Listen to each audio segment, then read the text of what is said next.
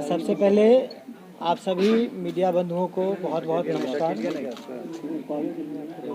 एक प्रश्न जो बहुत दौड़ रहा है आप सबों के दिमाग में, बार बार मुझे फ़ोन आता है, सोशल मीडिया के माध्यम से बार बार मुझे पूछा जाता है कि आपने यह विवादित बयान क्यों दिया। तो सबसे पहली बात ये कि गजेंद्र झा के बयान को विवादित आप लोग समझते हैं, आप लोगों ने इसे विवाद का नाम दिया है। मैं इसे विवादित बयान नहीं समझता। पहली बात तो ये। दूसरी बात ये कि मैंने बयान क्यों दिया। तीसरी बात जो सबसे ज़्यादा प्रश्न हो रहा है कि जब जीतन राम मांझी ने माफ़ी मांग लिया फिर गजेंद्र झा अपने बयान पे अटल क्यों। चौथी बात, जीतन राम मांझी ने कहा है कि गाली मैंने अपने समाज को दिया। पांचवा अहम बात, उन्होंने खाने का भोज का व्यवस्था किया है। सारे मुद्दों पे हम लोग बारी बारी से बात करेंगे। पहले आपके पहले प्रश्न का जवाब दे दूं, ये आज की बात नहीं है साथियों, ये बार बार हो रहा था। जीतन राम मांझी कभी बोलते हैं राम का कोई अस्तित्व नहीं है, कभी बोलते हैं हिंदू धर्म दुनिया का सबसे कमजोर धर्म है, सबसे घटिया धर्म है, कभी वो बोलते हैं ब्राह्मण है, वो शब्द मैं यूज नहीं कर सकता। एक ऐसा व्यक्ति जो हिंदू है,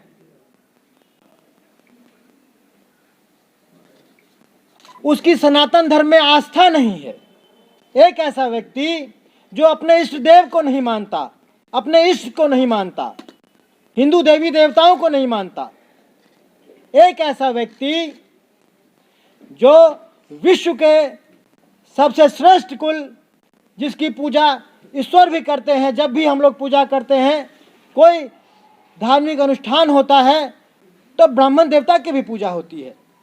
ये सनातन काल से आ रहा है, ये सनातन का एक सौभाग्य है, क्योंकि ब्राह्मण बल है, ब्राह्मण शास्त्र है, ब्राह्मण सनातन की शक्ति है, ब्राह्मण ने आदिकाल से रास्ता दिखाया है। आपने उसको भी गाली देने का काम किया। जब मुझे लगा कि यह व्यक्ति बार बार अनर्गल बातें कर रहा है, पहले मुझे लगता था कि इनको सेठिया गए हैं, इनको बोलने का कोई सुरूर नहीं है, कुछ बोल जाते हैं, गलती से निकल जाता है। लेकिन जब मैंने देखा कि नहीं, ये सुनियोजित ढंग से, योजनाबद्ध तरीके से, सातिराना अंदाज में, बहुत बड़े साजिश के तहत बयान, अनर्गल बयान दे रहे हैं, तब मुझे लगा कि इसका एक ही उपाय है, ना रहेगी जिह्वा और ना देंगे ये सनातन धर्म को गाली। इसीलिए मैंने ये बयान दिया। आपके पहले प्रश्न का उत्तर आपको मिला। मैंने बात में कहा है आपको कि साजिश, आप पूछे उससे पहले मैं बताता हूं। गजेंद्र झा पूरे दावे के साथ कह रहा है कि एक हिंदू जो हिंदू कुल में पैदा हुआ है, अपने हिंदू धर्म को, सनातन धर्म को, अपने कुल को, अपनी मर्यादा को, देश को, अपने इष्ट देव को, सबको गाली दे रहा है, तो इसका मतलब है कि ये सारा बयान उनका स्पॉन्सर्ड बयान है। ये जो भी बयान दे रहे हैं ये सारा स्पॉन्सर्ड बयान है। ये ऐसे नहीं दे रहे हैं। और ये संभव तभी होगा जब हिंदू एक होंगे, तभी इसका खंडन हो सकेगा। दूसरी बात, उन्होंने, आप लोगों का जो दूसरा प्रश्न था वह था कि जब उन्होंने माफी मांग लिया है, उन्होंने कैसा माफी मांगा है? उन्होंने माफी मांगने में भी गाली का प्रयोग किया और बड़े दावे से कहा कि ऐसे ब्राह्मण, वैसे ब्राह्मण, ऐसे हिंदू, वैसे हिंदू को मैं गाली देता रहूंगा। ए मांझी जी सुनिए, ब्राह्मण कैसा होगा, ऐसा होगा कि वैसा होगा, ये आप तय करेंगे।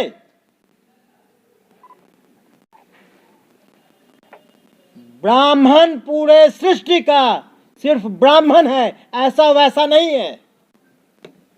और ब्राह्मण ये खुद तय करेगा। आपको ब्राह्मण के वो चरित्र सर्टिफिकेट बांटने का आपको कोई अधिकार नहीं है। ब्राह्मण आपसे कैरेक्टर सर्टिफिकेट नहीं मांगेगा, ये जान लीजिए। इसीलिए उनका माफी मांगना एक ढोंग है। उन्होंने माफी नहीं मांगा है, फिर अपने अंदाज में, अपने साजिश के तहत फिर समाज को उलझाने का काम किया है। उन्होंने माफी नहीं मांगा है, उन्होंने सिर्फ ढोंग किया है। माफी का मतलब होता है समर्पण। माफी का मतलब समर्पण, क्षमा का मतलब समर्पण। आप किसी से क्षमा याचना करते हैं तो समर्पित होकर करते हैं, और समर्पण में शर्त नहीं होता। समर्पण बिना शर्त के होता है, और उन्होंने माफी में ऐसा वैसा कैसा कैसा का शर्त रखा है, इसीलिए माफी नहीं, ये ढोंग है। तो आपको जवाब मिल गया कि उन्होंने माफी नहीं मांगा है, एक ढोंग किया है। इसीलिए गजेंद्र अपने बयान पे अटल है, और उन्होंने कहा कि मैं 100 बार गाली देता रहूंगा। तो गजेंद्र सिन्हा ठोक के कहता है कि यह जिह्वा 100 बार कटती रहेगी। ये फिर सिलसिला नहीं रुकेगा। आगे आप लोगों ने कहा कि उन्होंने कहा है कि मैंने गाली अपने समाज को दिया है। मैं जानता हूं आप अभी और कई तरह की बातें कहेंगे मांझी जी, क्योंकि आप एक संयंत्र के तहत, एक सुनियोजित चाल के तहत पूरे हिंदुस्तान को छत विछत कर देना चाहते हैं, हिंदुओं को खंडित करना चाहते हैं। इसीलिए आप बार बार हिंदू के सनातन धर्म पे, हिंदू देवी देवताओं पे प्रश्चिल गाली और घात करते रह रहे हैं, क्योंकि आप चाहते हैं कि आने वाले समय में आप अपने स्वार्थ के लिए, जब आप मुख्यमंत्री रहे, मेरा प्रश्न है आपसे, जब आप मुख्यमंत्री रहे आपने माझी समाज के लिए क्या किया? आपके पास ताकत थी, आपके कलम में ताकत थी, उस वक्त आप कुछ नहीं किए, और अब आप ढोंग कर रहे हैं, नाटक कर रहे हैं। चाहते क्या हैं आप? गजेंद्र झा फिर से आपसे कह रहा है, और पूरे दावे से कह रहा हूं आप लोगों के माध्यम से, माझी जी बिना शर्त माफी मांग लीजिए। उसमें शर्त नहीं होना चाहिए, बिना शर्त माफी मांगिए, हम आपको माफ भी करेंगे। और आइए, अगर आपका बयान स्पॉन्सर्ड नहीं है, अगर जीतन राम मांझी का बयान स्पॉन्सर्ड नहीं है, वह साजिश नहीं रच रहे हैं, तो मांझी जी आइए, जीतन राम मांझी भी आगे आए, और गजेंद्र झा भी आगे आएगा, और पूरे देश के अखंडता को बनाने के लिए आप बिना शर्त माफी मांग लीजिए, गजेंद्र झा आपको गले लगा लेगा और दोनों मिलकर सनातन धर्म को और मजबूत कर देंगे। है हिम्मत तो आइए। आप नहीं आएंगे, आप नहीं आएंगे, क्योंकि आप सिद्धांत विहीन हैं, आपका मन अपवित्र है, आपके मन में साजिशें चल रही है, आप तो हिंदू को खंडित कर देना चाहते हैं। आप नहीं आएंगे। आप अपने समाज के भी नहीं हैं, आप अपने समाज को गाली देते हैं। मैं आप लोगों के माध्यम से आज माझी समाज से विनती भी करता हूं और ललकारता भी हूं और पूछता हूं कि है कोई माई का लाल माझी समाज में जो इस कलंकित माझी को निकाल के बाहर करे और एक ऐसा माझी का नेता बनाए, एक ऐसा माझी का बेटा सामने लाए, एक ऐसा दलित का बेटा सामने लाए जो माझी के सरोकार के लिए, दलित के स्वाभिमान के लिए, दलित के अभिमान के लिए, मान सम्मान के लिए लड़ाई लड़े और जो दलितों के मान सम्मान के रक्षा की बात करे, ना कि पूरे देश में, पूरे विश्व में माझी समाज के नाम को जगहसाई का काम करे। ये आज क्या कर रहे हैं? पूरा देश हंस रहा है कि देखो कैसा घृणित व्यक्ति है, जो हिंदू है उसके नाम में भी राम लगा है, वो राम को नहीं मानता। हिंदू है, हिंदू को नहीं मानता, हिंदुस्तान में रहता है लेकिन ब्राह्मण को नहीं जानता, ब्राह्मण को भी गाली देता है। अपने समाज में है, जिस परिवार में पैदा हुआ, जिस समाज में पैदा हुआ, आज उस समाज को भी गाली दे रहा है। ये कैसा घृणित व्यक्ति है? इसे पागल नहीं तो और क्या कहेंगे? इसे विक्षिप्त नहीं तो और क्या कहेंगे? अगर माझी जी सठिया गए हैं तो भैया परिवार से बाहर निकल के साइड हो जाइए। माझी के किसी ऐसे ईमानदार बेटा को जो माझी का हो, उसको मौका दीजिए और देश की अखंडता को बचाने का काम कीजिए। ये जो आप सनातन धर्म पे आघात करके, ब्राह्मणों पे आघात करके, देवी देवताओं पे आघात करके ये जो हिंदुओं को तोड़ने का कार्य कर रहे हैं, ये मत कीजिए। इतिहास देख रहा है, आज पूरा देश गजेंद्र के साथ खड़ा हुआ है। क्यों? आज गजेंद्र झा सिर्फ गजेंद्र झा नहीं रह गया, आज माझी जी की काली करतूतों के वजह से गजेंद्र झा आज हिंदुओं का एक आवाज बन गया है।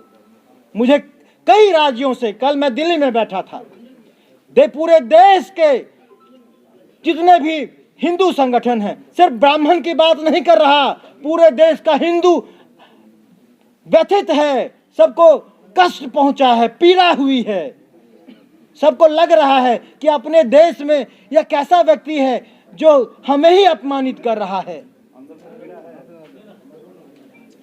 सबकी बैठक हुई है, पूरे देश में आंदोलन होगा अगर माझी जी अपने बात से पीछे नहीं। मैं कह रहा हूं, आपको इस जमी पे राजनीति करना तो दूर, रहने के लिए जमीन कम पड़ जाएगा। आप कोने में मुंह छुपाने के लिए इस हिंदुस्तान की सरजमी पे आपको जगह कम पड़ जाएगा मुंह छुपाने के लिए। वक्त रहते हुए कम से कम माझी समाज के मर्यादा का तो ख्याल करिए। आने वाला इतिहास कितना गंदा लिखेगा जीताराम माझी का, ये तो सोचिए। एक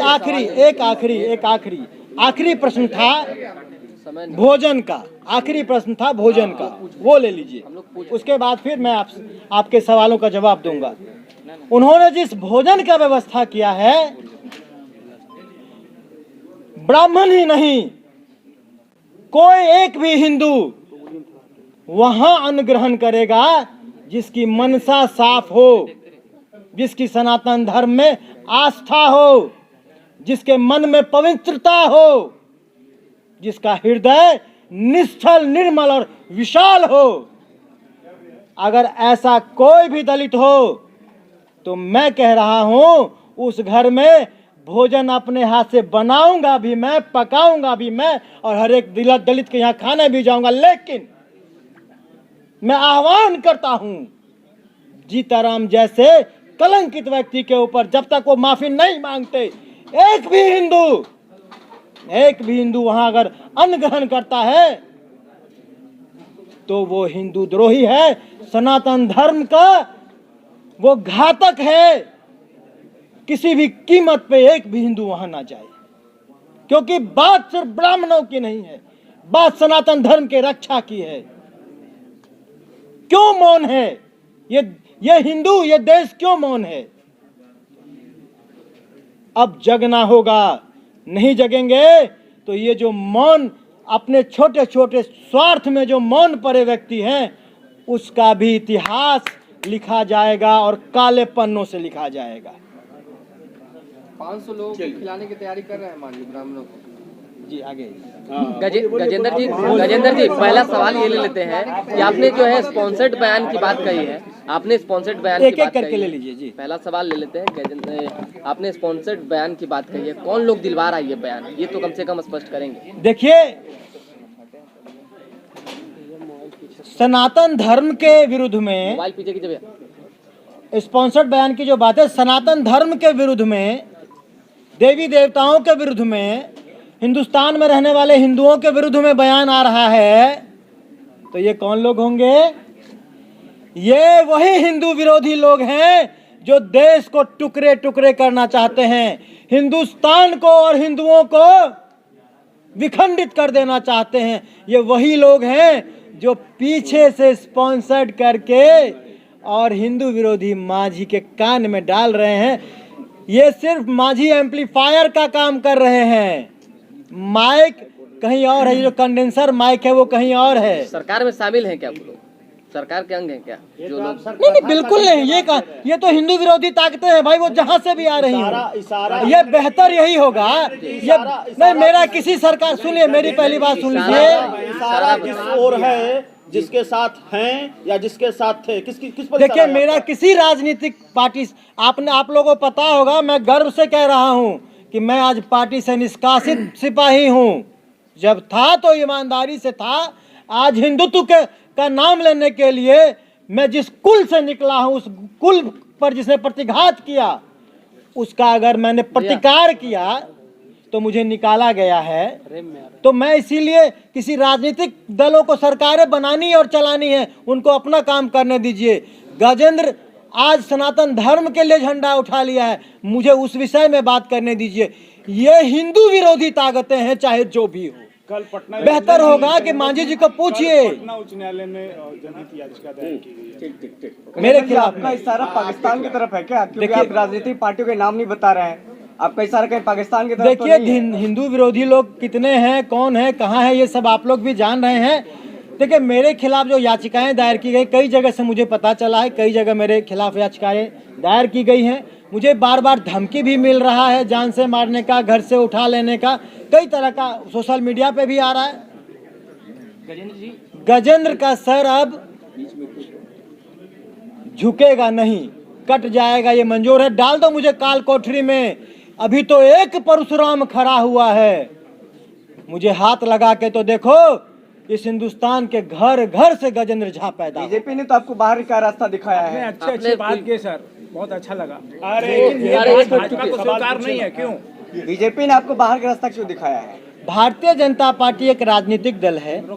जब मैंने बयान दिया था तो स्पष्ट कर दिया था आप लोगों के माध्यम से कि मेरे बयान से भारतीय जनता पार्टी का कोई सरोकार नहीं है, क्योंकि मैं एक राजनेता से पहले एक राष्ट्रवादी हूं, मैं एक राजनेता से पहले एक हिंदुस्तानी हूं, मैं एक राजनेता से पहले एक हिंदू हूं, और मैं एक राजनेता से पहले एक ब्राह्मण का बेटा हूं, ब्राह्मण कुल से हूं। तो मुझे अपने धर्म ने ललकारा, मुझे मेरी जिम्मेदारियों ने ललकारा, सनातनी का कर्ज अदा करने के लिए। नोटिस दिया, प्रकरण में गजेंद्र जी बीजेपी की भूमिका को कैसे देखते हैं? नोटिस दिया गया आपको बीजेपी की तरफ से? कैसे मुझे जवाब जो नोटिस दिया गया है, मैं प्रदेश कार्य समिति का सदस्य हूँ, प्रदेश पदाधिकारी था, हूँ नहीं था। जब मुझे नोटिस मिला, मैं प्रदेश पदाधिकारी था, मेरा निष्कासन जिलाध्यक्ष ने किया है। आप लोग बताइए, सिपाही डीजीपी को बर्खास्त करता है क्या? ये संविधान है क्या? मेरी बर्खास्तगी अगर हुई तो वो प्रदेश या केंद्र के नेतृत्व के द्वारा होनी चाहिए थी, क्योंकि भारतीय जनता पार्टी का संविधान कहता है, उन्होंने अनुशासन समिति का हवाला दिया है।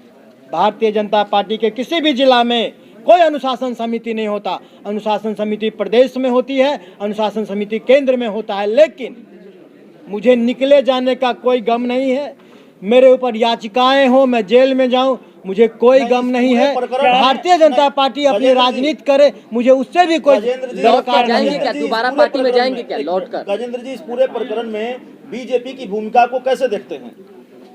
भारतीय जनता पार्टी एक राजनीतिक दल है। सरकार चलाने के लिए भारतीय जनता पार्टी को जो उचित लगा, भारतीय जनता पार्टी ने वो किया। क्या आपके आवाहन सनातनी के नाते मुझे जो उचित लग रहा है मैं वो कर रहा हूँ, मुझे कोई भय नहीं। क्या आपके आह्वान के बाद बुलवा रही है? आपने कहा कि मांझी जी को बुलवाया जा रहा है। मैंने कहा हिंदू विरोधी ताकतें, मैंने कहा हिंदू विरोधी ताकतें हैं ये आपको समझना होगा। क्या आपके आह्वान के बाद हिंदू उनके यहाँ खाना खाने नहीं जाएंगे? नहीं, बिल्कुल नहीं जाएंगे। अगर जाएंगे आप तब नहीं जाएंगे, ये वही हिंदू जाएंगे। मांझी जी के यहाँ खाना खाने के लिए सिर्फ वही हिंदू जाएंगे जो हिंदू में भी जयचंद का काम करे। जयचंद जाए। भूमिका क्या है सर?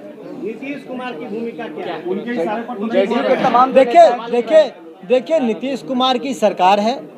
नीतीश कुमार ने कभी ब्राह्मणों के अगेंस्ट में या हिंदू के अगेंस्ट में ऐसी कोई बात नहीं की, इसलिए मैं ऐसा नहीं कहूँगा कि इसमें नीतीश कुमार की कोई भूमिका रही होगी, ऐसा मैं नहीं कहूँगा। लेकिन इतना जरूर मैं आग्रह करूँगा कि नीतीश जी,